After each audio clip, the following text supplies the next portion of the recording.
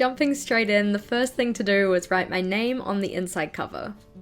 I did this in the same style as my last journal because I quite like how that one looked. In my last bullet journal setup video, I talked about how previously I haven't liked to write my name in first, because as it's the first page in the entire journal, I get a lot of anxiety around stuffing it up.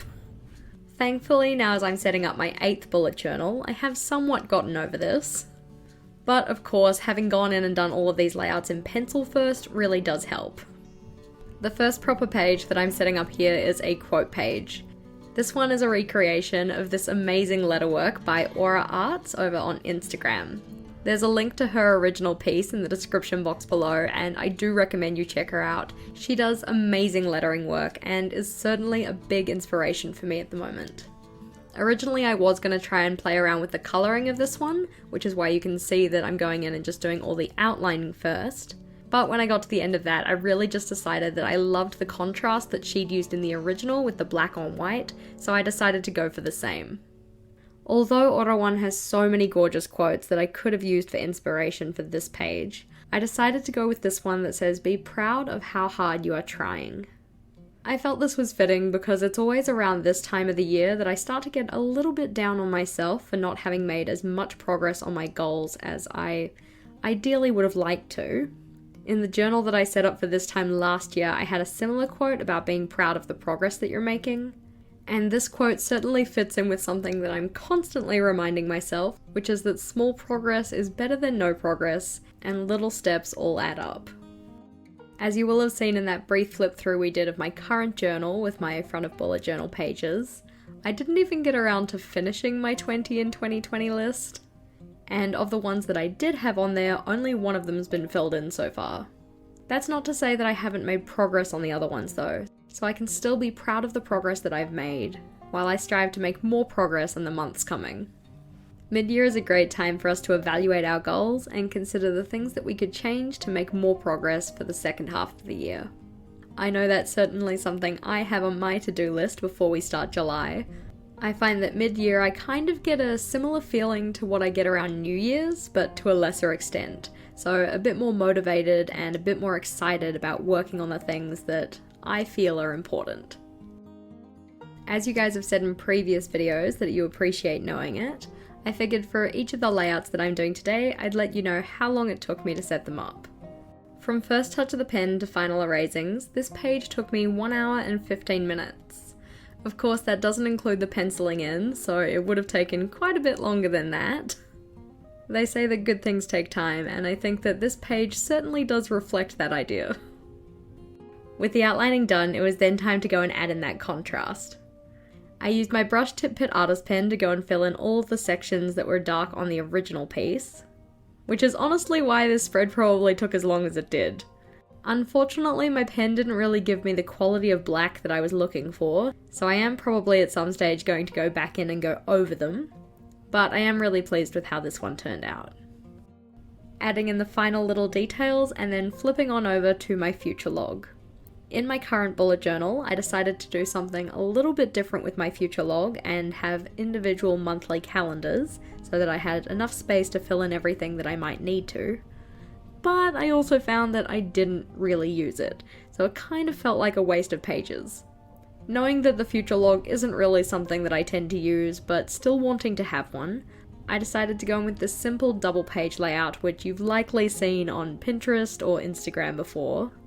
It is quite commonly used, but I think it's going to be a lot more useful to have just smaller amounts of space for each month, rather than a full page per month. So as you can see, I just have 3 sections per page, each one having a mini calendar and then space to write down any of my events.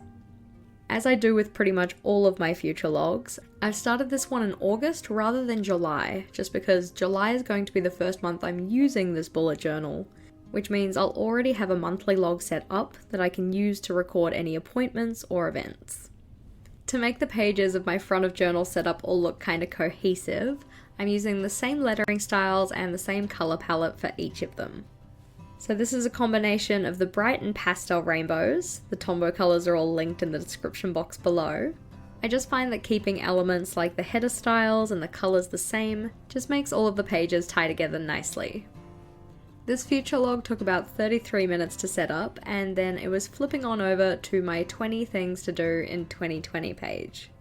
This layout was inspired by Becky of Painted Illustrated over on Instagram, who in 2019 did this 20 before 2020 layout. Hers is absolutely gorgeous, and I loved the colours that she used to fill it in. For me, I'm going to be sticking with my rainbow colours to fill it in, so it won't look quite the same when it's finished. And as you'll see, I also drew connections between each of my circles rather than just leaving them freeform on the page. To kind of tie this page to the quote page that I had at the start, for this central circle here, I'm setting it up so that I can colour the background in black. Because I didn't have any of the rainbow colours on that first page, I wanted another element to tie it to the rest of the setup. Again, I'll probably go over that black section at a later stage just to really darken it up to get that contrast that I'm looking for. There was absolutely no way that I was going to be freeforming the circles on this layout, so you'll see I use a combination of my Helix Circle Maker, my Mathomat, and the green one, which is the Stettler Circle Stencil. The Helix and the Mathomat were good for my bigger circles, whereas my Stettler stencil was good for each of the individual circles which are going to make up my 20 things. From first touch of the pen to final erasings, this spread took about 40 minutes, but it certainly was the spread that took the longest to pencil in. There was a lot of drawing out, and erasing, and redrawing out, and re-erasing going on. It was really important to me to make sure that the circles were placed so that they were evenly spread out and kind of looking symmetrical on each side of the spread. If I was less fussy with their placement, it would of course taken less time, but I am fussy, so it took more time. Just like the original, I'm drawing out a box for each corner of the spread to house what my goals are, and then I'll have an icon for each of those that relates to one of those circles. Again, just like the original, to indicate a completed goal, I'm going to have a ring around each of those circles that I can colour in. At this stage, I haven't quite planned what my 20 things are going to be, but if you had any suggestions or wanted to share what was on your 20 during 2020 or 21 things before 2021 list, I would love to hear about them. On the next spread, I'm putting in my YouTube schedule. Typically I include this as part of my monthly setups, but for this journal I figured I'd try and have it at the front instead. This will give me one less thing to worry about setting up each month and will hopefully help me plan in advance better. As you can see, I have 6 boxes to represent the 6 months of the life of this journal. And in each of those I've got a space to plan out my Sunday, Monday and Thursday videos. I also have a space in the bottom right hand corner for any other videos I might want to make, and then the space under the header is going to be used for any video ideas. Now's as good a time as any to say, if you guys have any videos you'd like to see from me, I would love to hear about them. It's important to me that I'm making content you guys actually care about, so if there's anything you'd like to see, please do let me know. Of course, as I mentioned before, in a couple of weeks I'll have my full flip through of my current journal. Next weekend I'll also have my July setup in this journal. And naturally, my July Power Sheets video will be coming out soon. But if you guys wanted to see videos on certain types of spread ideas, or certain types of spreads explained, or of course anything else, make sure to let me know in the comments section below. To go along with my spread for YouTube, I also wanted to have one for Instagram. So as you can see, we have 4 columns here, one for each of 4 months, with the numbers for the month running down the page. The Instagram and YouTube schedule pages that I'm setting up here are going to replace my usual social media scheduler that I put in my monthly setups. As I mentioned, I'm hoping these will make my monthly setups a little bit simpler and allow me to better schedule ahead. Now I just need to remember to actually flip back to the start of my journal to fill them in. Fingers crossed.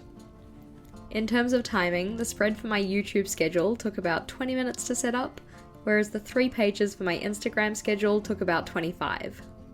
You will likely have seen that at a couple of points during this setup I have made some mistakes. Thankfully, with these being on white paper, it's nothing that my white gel pen can't fix. I'm very interested to see how I go with handling mistakes on the craft paper pages of this notebook though. Of course, whiteout won't really work on those pages, so I'm interested to see what my fixes are going to be for those ones. For the black pages of this notebook, I'll likely just go over them with a black pen, but I don't really have a craft paper brown pen. I guess we'll just have to wait and find out.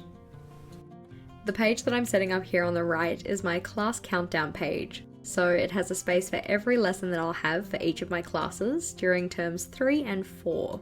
That's not to say that I'm counting down to the end of school, but it does give me a good visual representation of how much time I have left with my students.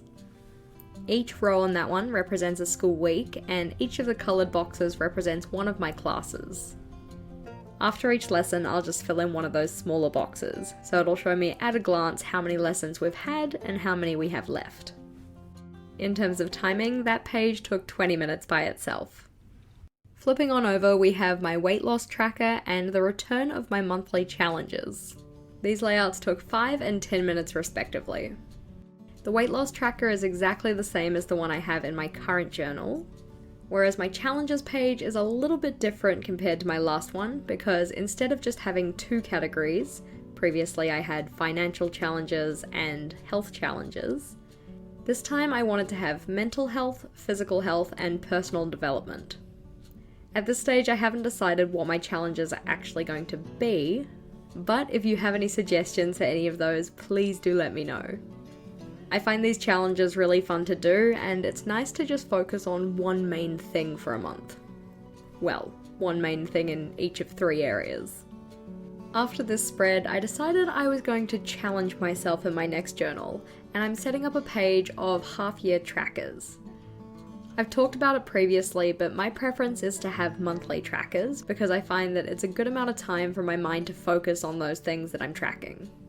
However, I have noticed in the past couple of months that there are a few things that I really want to track on a longer time scale. On this page, I'm giving myself space for 6 of those habits that I want to track.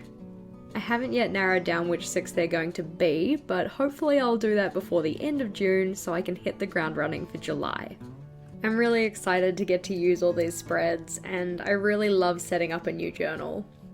I'd be curious to know though, are you starting a new journal for July, or are you continuing the one you've already got? This spread took about 19 minutes, and then flipping over for the shortest layout in this setup, clocking in at a little under a minute, we have my long-term projects page. So as a final flip through, we have my quote page, the future log, my 20 things to do in 2020 page, YouTube scheduler, Instagram schedules, my countdown until the end of the school year, my weight loss tracker and challenges page, my half-year trackers, and my long-term projects page. I'm really excited to get into this journal properly and set up for the coming month. But for now, I think I'm just going to go and rest my hand because I am very sore. Thank you for watching, team. If you liked today's video, please do make sure to give it a big thumbs up. And if you wanted to see more from me, feel free to go check out one of my other videos. Until next time, bye!